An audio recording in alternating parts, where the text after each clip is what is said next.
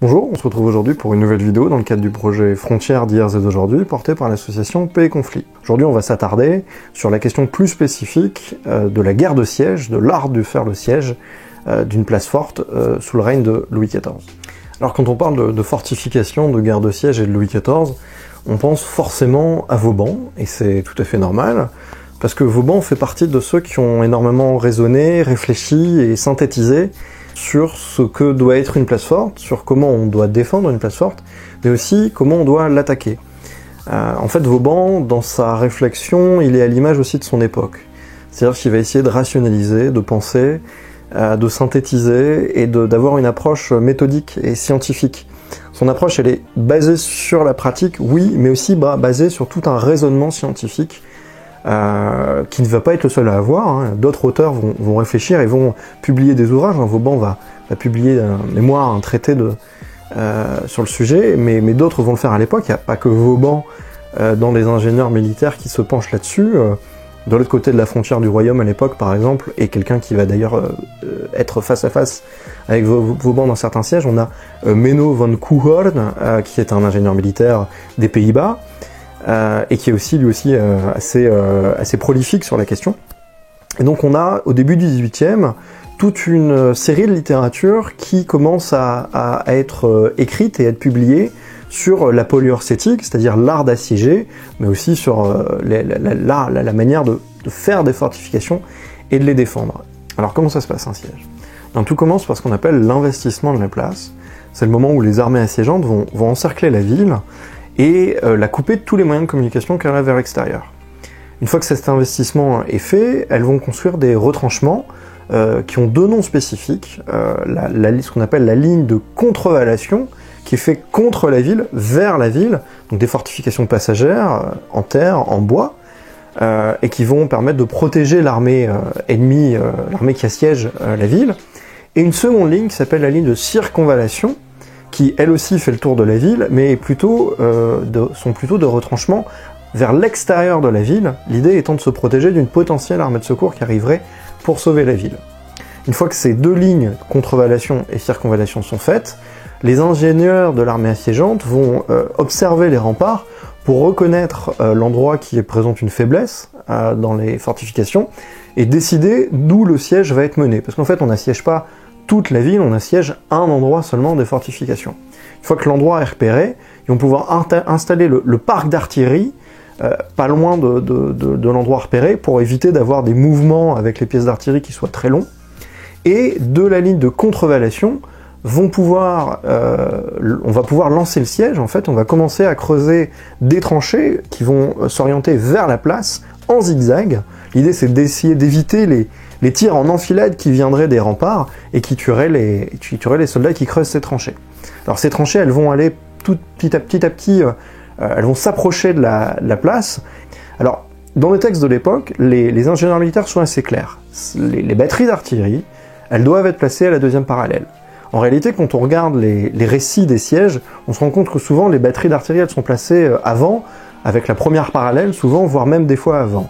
Alors, pour les auteurs de l'époque, les ingénieurs militaires, tout ça c'est du gaspillage de munitions et une perte d'efficacité des tirs. Cela dit, on peut imaginer que l'avantage de placer ces batteries d'artillerie assez tôt, c'est un avantage psychologique. Alors, l'effet psychologique, il est double.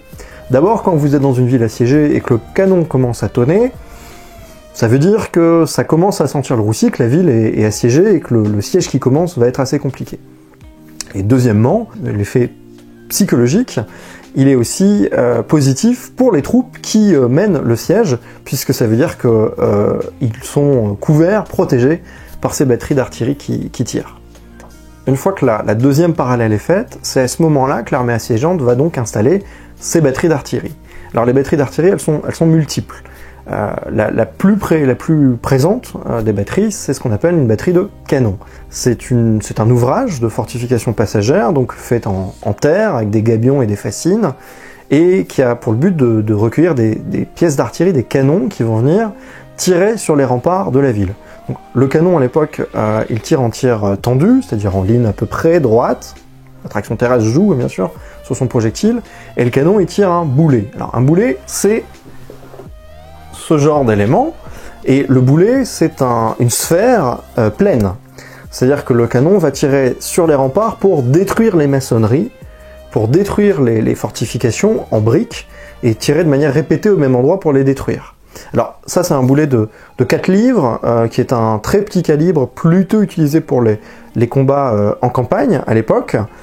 En réalité, les pièces d'artillerie de siège qui assiègent les villes utilisent plutôt des boulets un peu plus lourds.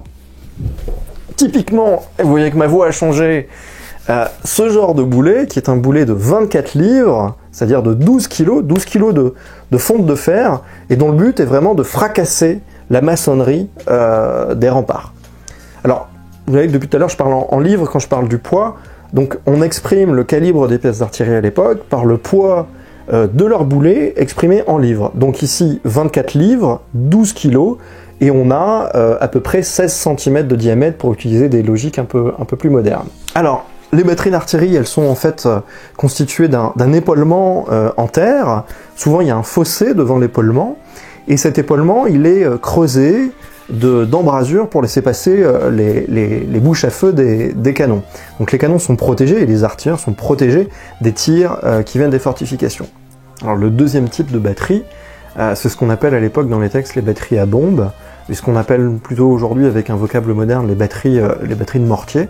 Alors le mortier, c'est une pièce d'artillerie plus lourde qu'un canon, surtout qui n'utilise pas un affût à roue, qui utilise un affût fixe, et qui surtout tire des bombes. Alors les bombes de mortier, c'est un projectile sphérique, rond, mais qui lui est creux, et qui est rempli de poudre, et qui va exploser, donc c'est un projectile explosif, qu'on va envoyer sur les ennemis et qui va exploser. Le mortier, en fait, lui, ne tire pas du tout en tir tendu, mais plutôt en cloche, et ça permet d'atteindre, par exemple, un ennemi qui est derrière un retranchement. Donc les mortiers sont très utilisés pour détruire les fortifications, mais aussi pour chasser les ennemis cachés derrière un retranchement, avant, par exemple, un assaut.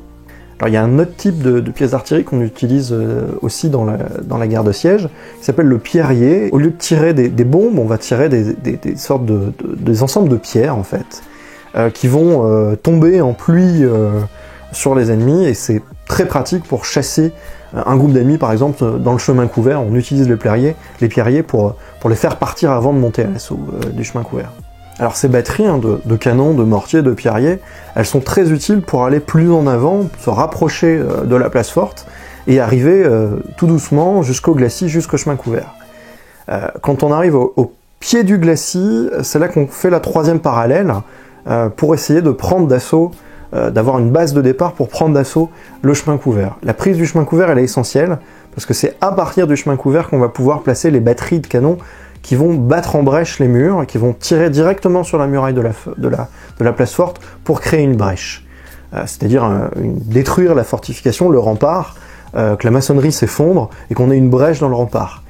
Alors pour créer une brèche dans les remparts, il y a un autre moyen qui est assez efficace et qui est aussi assez souvent utilisé à l'époque, c'est ce qu'on appelle la mine.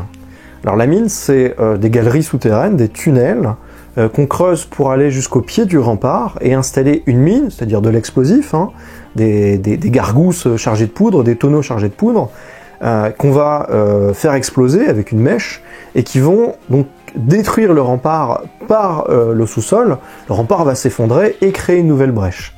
Alors c'est assez efficace, c'est une méthode qui fonctionne bien. L'inconvénient, c'est que cette guerre des mines, alors elle est compliquée à mener, parce que travailler sous terre, c'est toujours compliqué. Et puis l'assiégé, il a des moyens de se défendre en créant des galeries de contre-mines, c'est-à-dire lui-même creuser des tunnels à partir de la place et installer des mines pour faire sauter les galeries des autres. Une fois que la brèche est faite, qu'elle soit faite d'ailleurs par les batteries d'artillerie ou par la mine, l'armée assiégeante va se préparer à l'assaut final pour prendre la place, va descendre au fossé pour monter à l'assaut de cette brèche et prendre la ville. C'est souvent le moment où les assiégés capitulent et rendent la ville pour essayer d'épargner des combats inutiles. Ils savent que la place est quasiment perdue, il y a un trou béant dans les fortifications. Et de toute façon, dans les traités de l'époque, on trouve énormément de chapitres consacrés à la reddition d'une place, aux conventions de capitulation de reddition. C'est ce qui se passe d'ailleurs en 1708 à Lille, la ville se rend. Alors, rendre la ville, ça veut pas dire rendre la place tout entière. Et typiquement, dans le cas de la ville de Lille, il y a 2 temps dans le siège, puisque une fois que les remparts de la ville, les remparts extérieurs de la ville, sont percés d'une brèche, une reddition, une capitulation de la ville est signée, il y a une trêve de quelques jours, et la garnison qui défendait les remparts de la ville va pouvoir se réfugier dans la citadelle, et un nouveau siège va commencer pour prendre toute la ville via la prise de la citadelle. Voilà, la vidéo est terminée. Je vous invite bien sûr à aller voir les autres vidéos qui ont été réalisées et celles qu'on réalisera dans le futur. Puis je vous invite à retrouver toute notre actualité sur la page Facebook de Paix et Conflit, sur la page Facebook du projet Frontières, et d'aller voir bien sûr les autres partenaires, hein, que ce soit la Maison de la Bataille de Norpen, l'association Tanière Malplaquée ou le Musée des Canonniers, qui seront heureux. Alors, de vous accueillir aujourd'hui au moment où je tourne la vidéo, c'est un peu compliqué, puisque les musées et les associations ne peuvent pas accueillir du monde, mais au moins de vous répondre à vos questions, de rentrer en contact, et de proposer, au moment où on pourra redécouvrir ce patrimoine, de vous proposer de vous accueillir et de vous expliquer d'autres éléments sur les guerres de Louis XIV.